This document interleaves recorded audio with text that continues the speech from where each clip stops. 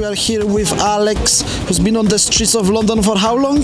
I'm a relative newcomer, 7 months now. Newcomer, right? Yeah. What made you homeless, my friend? Well, I think most people probably won't believe this, but I'm going to assure you, hand on heart. For the last 20 years, I've been an English teacher in China. Last 20 years you've been 20 years English teacher in China. I have a Chinese wife and I have a Chinese-born daughter, I should say, half British, of course. And they're still in China, in Shenzhen, just across the border from Hong Kong. I was offered a job back here in the UK, and my wife, who was quite keen to come to the UK, said, "Alex, go for it." So, our money was already tight. Right. But we managed to get the money together for me to come over here. I got over here, turned up all happy and ready to go to the English training centre over here, and they said to me, and I thought they were joking at first, and I wish it was a joke, but sadly it wasn't. They said, "Oh, you didn't get our other email." I thought, what? They said, "The job's already gone." Oh, you came back to England because there was a job. Yes, exactly. Yeah, in a training centre. They shall remain nameless. But yes. So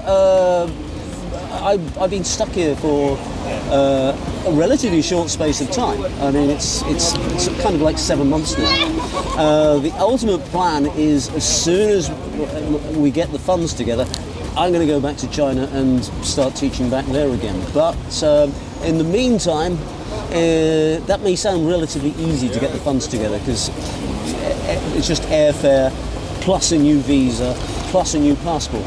The reason the new passport is because 2 months ago, 3 months ago maybe, being very tired because I've been sleeping on the street and not sleeping very well, I fell asleep in Russell Square, which is just up top.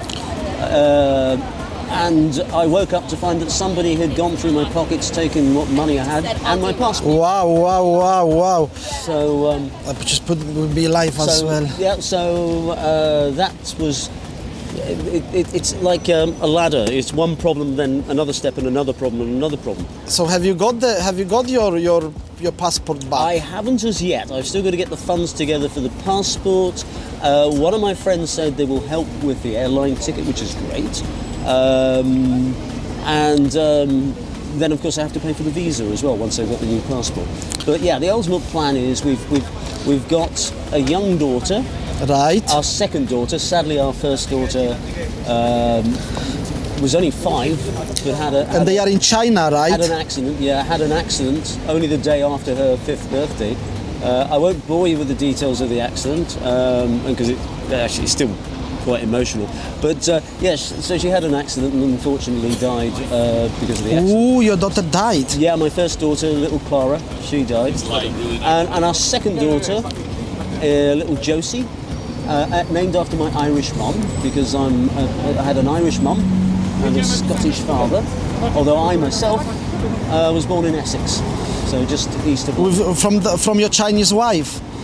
From my Chinese wife, yeah. All right, yeah. okay. She's still back in Shenzhen, which is where we met, where I worked as a teacher. During my teaching experience, and when I first went over there, I worked for a company called EF, English First. And we taught everything from little kids right up to adults and business classes as well. So I had that full range. And privately, for one term, I taught at Shenzhen University, teaching students there English as well. All great fun. I love them all. But being a big kid at heart myself. Big what? A big kid. Right, yeah. A big kid. Teaching the kids was brilliant. Sunday mornings, it was all educational, but with the kids you can include games. But obviously it's not just a game for the sake of a game. It's a game at the end of it, you hope they've learned some vocabulary, some English. And it did work. I must admit, not all of the time, I'd be lying if I said that. But certainly 85-90% of the time it worked. 10% of the time the ideas just went boom, and there would be one very embarrassed Alex. All right, Alex. Well, tell us more about yourself. You know, where you from? How did you got into English teaching? And you know, how about going to China and teach English? How was that experience? For a long time, I was what's called a supplies and contracts officer for British Gas, which Right. was, if you know the TV program Reggie Perrin, I had a Reggie Perrin moment. I had worked in an office, the 9 to 5 job for, I can't remember how many years, but a number of years, and I thought I had enough. And I was on holiday in Greece, and I wasn't feeling terribly well. I had a bad stomach. And my friends who I was on holiday went off for the day. I found myself in a little cafe on one of the Greek islands, I can't remember which, and I got talking to 2 Australians who were travelling, and they were telling me that they were English teachers, and they said, if you've got nothing else to do, why not come and join us, you might enjoy it. Well, they were 100% right, because we went to 2, possibly 3 schools that day, and I enjoyed every moment of it. So I made a decision then that as soon as I got back to the UK, I would do a TEFL course, which is teaching English as a foreign language. Much to my surprise, I passed the exam something like 90%. And then the job hunting started. All on the internet, my job hunting. But I was offered jobs in France, in Greece, and one in the Czech Republic. Now, I love all of those countries, but I really wanted something a little bit more exotic. And then, out of the blue, came this job offer from China, and I thought, that's it. Because I'd been to Hong Kong, and I fell in love with Hong Kong, and this job offer was in Shenzhen, which is right next door to Hong Kong. So I thought, my prayers have been answered. And I have no regrets whatsoever. Right. So how long altogether you spent in China teaching English? 20 years. 20 years. 20 years. 20 years, yes. Uh, And that's the, as I say, that you know, and not just the personal satisfaction and pleasure of for me teaching English, but also seeing students progress with their English.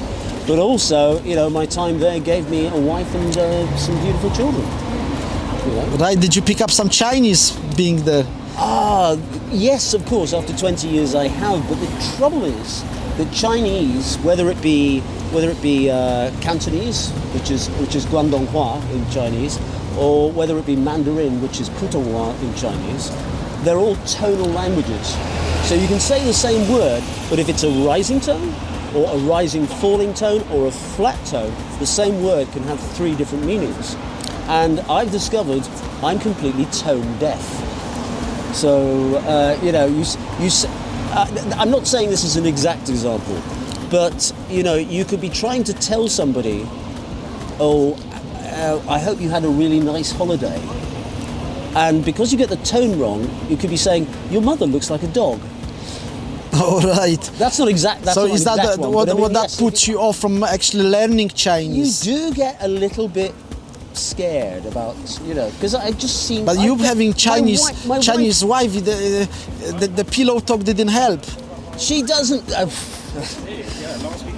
You hit the proverbial nail on the head there. Yes. Yeah. No, it didn't. But also, what a lot of people don't know about China is that yes, you've got Cantonese and you've got Mandarin, but different parts of China also have their own local language. And my wife comes from Guangdong province, and everybody thinks Guangdong Cantonese, and it is the home of Cantonese. But Guangdong is only one province of China because it could swallow up the UK about 3 times or 4 times. And local areas within each province have their own language or their own. They say dialect, but to my ears it's a different language. And she comes from a town called Lufeng, and they speak what's called Chaozhouhua, because they're Chaozhou people. And that there again, it's completely different from Mandarin. It's completely different from Cantonese. It has certain similarities, but very different. And whereas Cantonese and Mandarin have maybe 6 tones or 4 tones. Chadorhua has over 10 tones. So you're completely lost. I see. It was a pretty complicated dialect. It's very complicated, very complicated. But also, thinking of my stomach at times, the beauty of China, not just the language and once you get to learn it, Chinese poetry, is also Chinese food. And you know, if you go to a Chinese restaurant in the UK, it's pretty standard. You know, there may be a Beijing or Peking duck there. There may be if Cantonese food there. But when you're in China, you know, my wife's hometown has food that is completely different from 50 miles away. And you know, so once you're actually there itself, you are amazed by the range of food. Yeah, and it's a big country, and Yeah. and the range of food. Yeah, I can believe, I understand. And it. the other thing is, the people, and I'm not just saying this because my wife is Chinese, but the Chinese people are some of the friendliest people I've ever met. And of course, when you're in their country and you are a foreigner, they're fascinated by you because a lot of them haven't had the chance to travel, so they just love it, you know. And so you've been liked. You being an English teacher, did you have like a high status as well in the society? It's interesting you say that. They are very status. I wouldn't say obsessed, but it's important to them. They, you know, if you say you're a teacher, it's like you go up several rungs. Yeah, well, yeah. I know in Japan they call it sensei, and they are on the same level as lawyers, doctors, teachers. I don't think we in Europe teachers have that kind of status. Not at all, not at all. And I must admit, from my time at some training places, if they knew the pastimes of some of the teachers that I worked with, they certainly wouldn't have that status, I can assure you, without going into details, of course. Right, Alex. So, because you know, as an English teacher there, one of the centres I worked at, you get. Sometimes you only get 1 day off a week, and that 1 day off you make the most of. And but even so, on the days that you work, and certainly where I worked, you didn't finish until about 11 o'clock at night, but then you'd go out and party.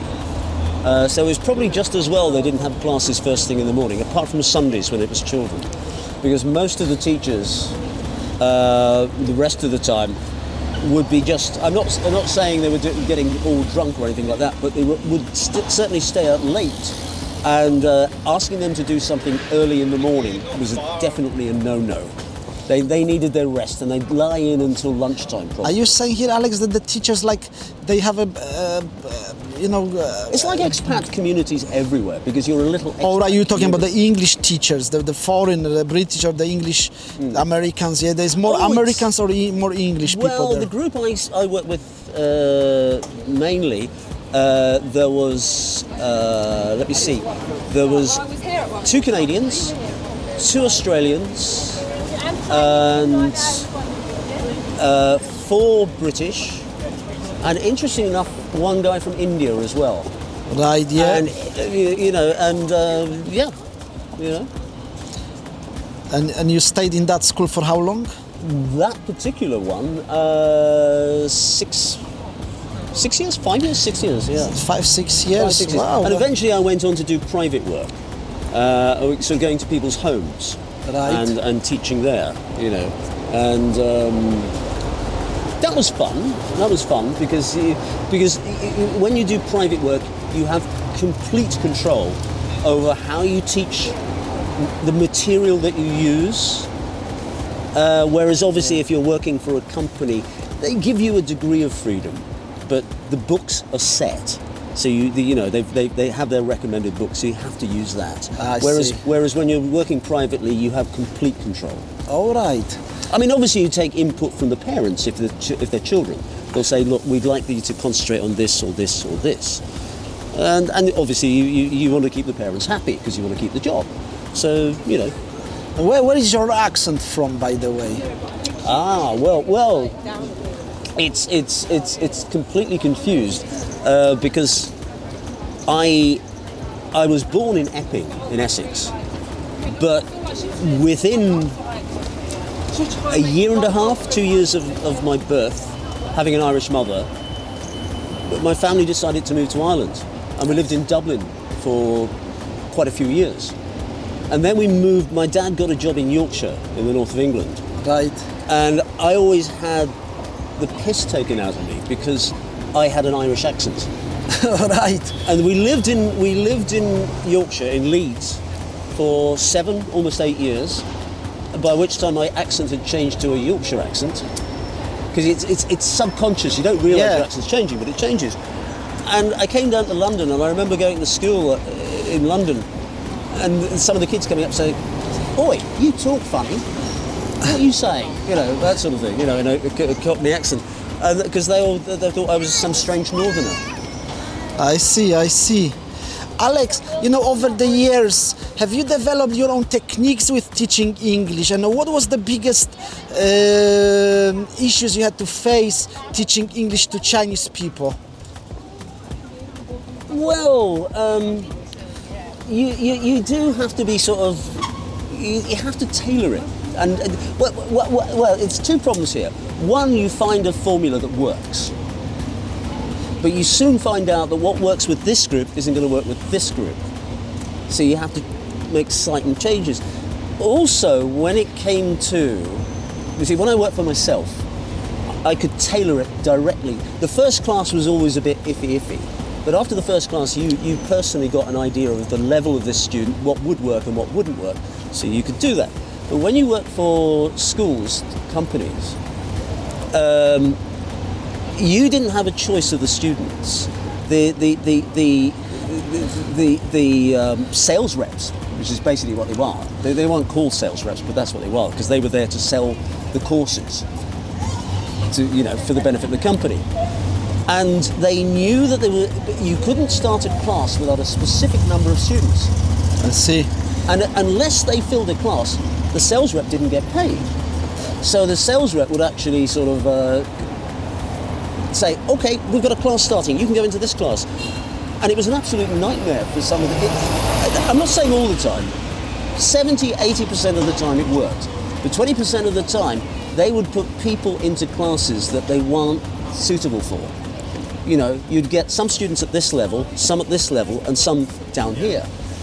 And that was unfair for the teacher, but it was also unfair for the students. I see. Because, the ones at the lower level are learning little or nothing. They don't even know what's going on. And the ones at the top, if you try to lower the training, they're getting bored. So, Like, what was with the Chinese, what is the biggest problem for the Chinese to when they try to learn English, Alex? Is it the grammar, the pronunciation? Where would you put? You're quite right there. Grammar and pronunciation is certainly difficult for them, but they also get they sometimes confuse similar sounding words, and I don't just mean in pronunciation, the meaning of it as well. I can't think of an example at the moment, but yes, sometimes they get the meaning wrong.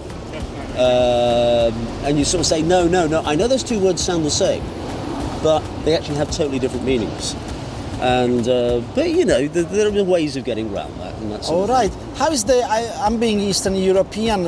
For us, for example, the sound th is a sound that we don't have in our languages back, in Eastern Europe, and that's you can see the Eastern Europeans saying f or or t instead of same problem with my students in China. Right, the th sound. Yes, it was a problem. Yeah, it was something they not used. It's a very English sound. Right? Yes, it is a very. It doesn't exist in any other language, I would say. So the th sound was a. Yeah, I can't think of other examples, but you're absolutely right. There are certain sounds that it takes a lot of practice on their part, and a lot of obviously teaching and coaching by the teacher for them to get it right.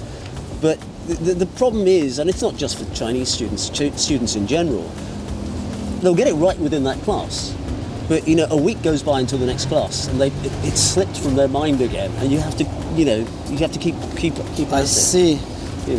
And did your students go to like exams and they get like a certificate? We yes, at the end of each term, we would do. This is at the schools. I mean, I personally, with private students, would give them my own version of a test. But yeah, they would do at the end of each term do a test and be presented by whichever the training centre was, some form of certificate. So they had something to prove that.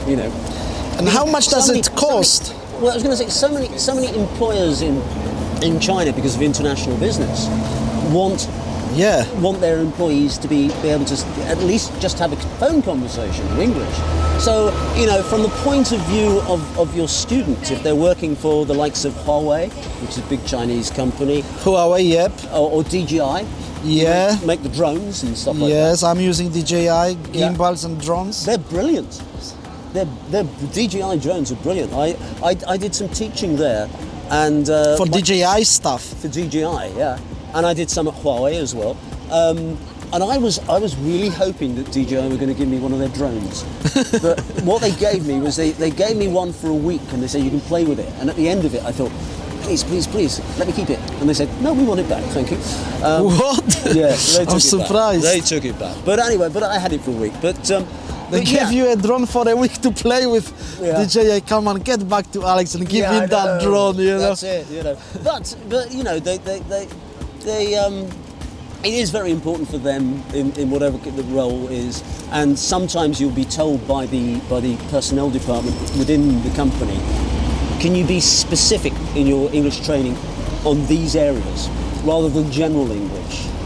Whereas other companies were perfectly happy with just general English, because if you get too specific, I've found your student can sound a little bit robotic. They've learned. It's like a script. I've learned this. Blah, blah, blah, blah, blah, rather than the real person coming out, their personality. Right. That's what I, as a teacher, would want. You see, you being a British man and spending some time in London, how would you compare the knowledge of, let's say, Chinese person and person from Poland? Who speaks better English? Well, I would say Europeans definitely. Yeah, you're more exposed to it. And also the language is got always the Latin base, the Germanic base. The Latin base is really for the Slavic speaking. Yes, There's the similar, and the idioms, the proverbs. We have a lot of in common. Yeah. Indo-European languages. While they have to really learn everything from scratch. Oh yes, yeah. Not just the words, but the grammar, the structure. It's completely different. Did you find difficult to explain to them a lot of the proverbs and the idioms from English language? That was a task. Was it quite difficult for you? Oh, absolutely, yeah. Some of them get it, and if they've spent some time in Hong Kong because of Hong Kong's historic links to the UK, they've got used to the British sense of humour and the British mannerisms and all that stuff. That it's not 100%, but it helps them. Right. All right, Alex. What would you recommend for a foreign person who wants to learn English? What techniques would you apply to that process?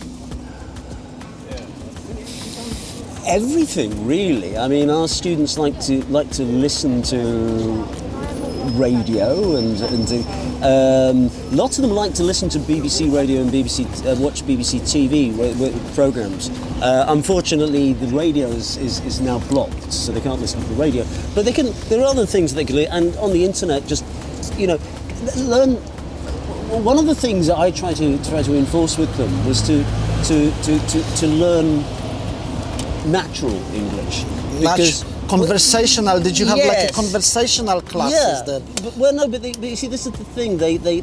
Lots of the lots of the courses and stuff that they learn, they can be a little bit robotic at times. And I said, well, people don't naturally speak like that. It's like it's hello, how are you today? It's a lovely day. Oh no, it's raining. And like that. And I said, well, yes, your word perfect, but people just don't speak like that. We and even native speakers, we change the way we say things, and sometimes an English teacher would have nightmares about the way that a normal British English speaker speaks the language. But that's the nature of the beast. That's not everybody speaks perfect English all the time. Even native speakers. And at the end of the day, you want somebody to sound as natural as possible, and not like a robot. Yeah, so that was the problem, the robotic sounds of English. Yes. A lot of them would use the translators and get used to that robotic sound. Absolutely, yeah, when it comes yeah. to Chinese students. I'm not dismissing that, because they have their purpose. The translators and what have you. But as much as possible, try and speak to native speakers, and it doesn't have to be me as the teacher. If you're out and you see some tourists, pluck up the courage, go over to them, talk to them, and try and strike up a conversation. All right, well, I'm enjoying this conversation with an English teacher that's gained 20 years of experience in China teaching English to Chinese people, right? As indeed am I enjoying talking to you as well. Thank you very much. But now you are homeless, right? Well, tell us more about that situation that you are here. You an English teacher in China, you had that high status, and now you are homeless on the streets of London. How can you cope with that? Well, with support from my wonderful Chinese wife, it's as I say, it's a ridiculous situation, because there was the job offer, which didn't materialise when I came over here. Our finances were stretched to the limit already, and especially with a young child. And I've said to my wife, I said, if you've got to choose between me and our little daughter Josie, then Josie always comes first. So, I'm a great believer that things will come right in the end. And I will. I would like to think, certainly within the next few months, there will be, the clouds will disappear, and may not exactly be as I want it, but there will be a route to take. Sadly, it's not there at the moment. All right, my friend. Can I ask a question? Yeah. Where are your wife and daughter now? Back in Shenzhen. Are they back in China? Back in Shenzhen. But we have daily video calls. Okay. And I will, obviously, unfortunately, I can't show the audience, but I will show you later a video of them and some photos, so you'll be bored. So are you planning to go back? Absolutely, yeah, absolutely, totally. And the video call this morning, our young daughter, for the very first time, managed to say, "Daddy," which is great. She's been saying "mummy" for quite a while, but obviously she doesn't see "daddy," which is, there we go, little Josie. All right, and if somebody is watching this video and would like to help, is there any chance to get hold of you? Have you got a phone number that you would like to share? I have. Maybe what kind of help are you looking for? Maybe a job, maybe an English teacher job? Yeah. Not necessarily in China. I have a phone number, if only I could get the phone out of my pocket. Dexterity. Yes, hopefully that will help you, share it with us. Right. I remember my Chinese phone number off by heart. My UK number, even though I've had it several months, is a bit of a mystery to me. It's 0782 0782 405 405. There we go. I've just got a message from Shenzhen. There you go, which is blocking my number now. 3542. 3542 is the number for Alex, who is an experienced English teacher. And WeChat-wise? That's WeChat. And email-wise, I should say. Email-wise, it's... there's two. Which one should I choose? Oh, yeah. Yeah, and the email is Sinocelt, that's SINOCELT at outlook.com. all right. Thank you so much. Well, I hope you get off the streets and get the job, because you know what, I've done a few interviews with homeless people. You don't fit that category. I think I'm surprised you look quite well as well. You look after yourself. I can see that. I don't necessarily think that when I look in the mirror in the morning, I can assure you. But I just feel this is not the place for you on the streets, and I think you can. Have you got any substance abuse problems, Alec? Not at all. Being half Irish and half Scots, obviously I like a drink now and again, but not too excessively. So why was the problem? Why are you on the streets? To be honest. Well, age-wise doesn't help, and the fact that I've been out of the country for so long. So. But there are hostels. There is help in the UK for homeless people. So. Oh yes, yeah, and I